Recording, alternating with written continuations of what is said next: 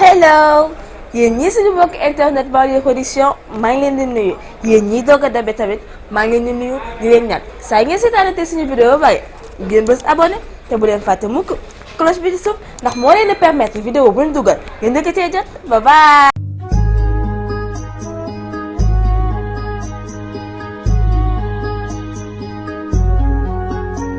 mais ren est-ce que xam ngeen benn affaire corona def nañu ko de amul tey saison amul dara nii rek. corona kay bàyyi non ñàkk nañ fay ren. man de tëj naa sama saison yaa ngi toog sama gars yi. pourtant mënoo woon maa fàtte de waroon nga maa yóbbaale de. bokkuñu ma ak yow.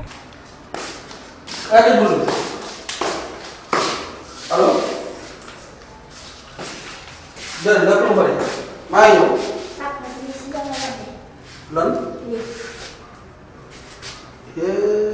yaa waxoon sama yaay yoroo dépense. dëgg la waxoon naa sa yaay yoruma dépense waaye li sa xaalis papa Balla Ndiaye xam nga sa papa Balla Ndiaye miy fecc xaalisam la moom moo ko moom. papa xanaa wóor.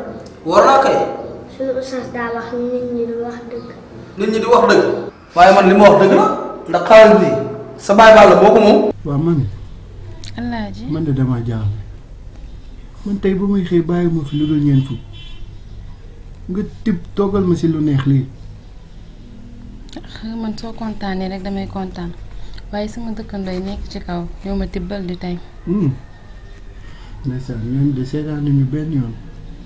dañoo baax de.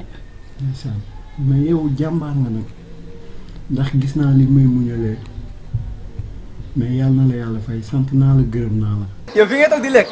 yaa mën a fen. da nga yaakaar man gisuma la.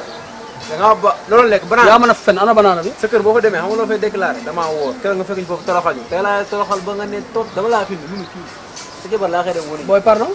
pardon. kaay yow amoo looy lekk lu muy banaan. nga kaay. kaamaa la kaay. yow tàngoo mënoo baxal nen de. oui ma booy. loolu ana añ bi. man ngay waxal de. waaw indi ko ma indi ko. amuñu toog daal. sa cotisation matagul di doom yaay. matagul dafa dem lekk. bala moo lekk dafa mottali. man sama ceeb papa laa jël xam nga ban moment la mën a fël ci kër gi fekk. moo tax man la nga gaaw indi ko laa ñu jël lekk nii de. waaw gaaw indi ko ñu lekk loolu du wax ji dama indi ko rek. yow bu ma jëlee suñu kër di ma indi fii kon affaire añ moo tax nga indi. yow kii xool même ma wax la benn affaire. yooyu yow moo bàyyi kii. chaque jour fu xale daal rek yow. ñëw rek yàq ko dégg te fii kër du garab non yéen ñaar ma leen wax man góor laay wax mais pas ñaari jigéen. yaa ngi may gis ah. yow nga dégg ni ñaari ko. ah yëgoo corona gi xew doo puus tuuti. corona ba jëkkër ak jabar. yow nag say affaire daa metti trop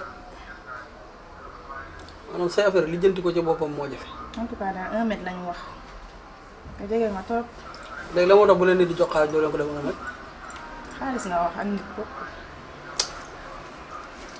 da ngeen di yàq seen sëy yow sa jëkkër wàcc au lieu nga jox ma kii ndox sax ma yow ma ko nga nekk sa jëb yi rek. ceeb bu woon démb daal mi ngi si frigo bi su fekkee da ngay lekk nga dem tàngala sa bopp te la ma wax instant bi.